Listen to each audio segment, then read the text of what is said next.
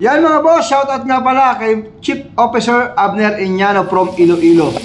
Ito na boss ang request mo, arroz valenciana or paella or risotto dito sa Italian.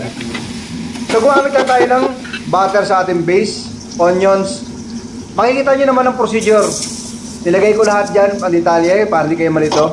Gumamit tayo ng mix, short grain rice and malagkit. And gagamit tayo dito ng saffron at saka yung white wine nga pala. Yan. Mix ko yung saffron at white wine. Gagamit tayo dito ng chicken stock.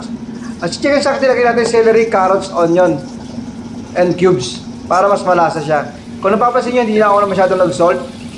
Then, ihahanin lang natin yung seafoods. Ito lang available na meron ako. Kaya ito ang ginamit ko. Octopus, shrimp, calamari. Then, ito lang ang result natin. Chief Officer Abner Iñano.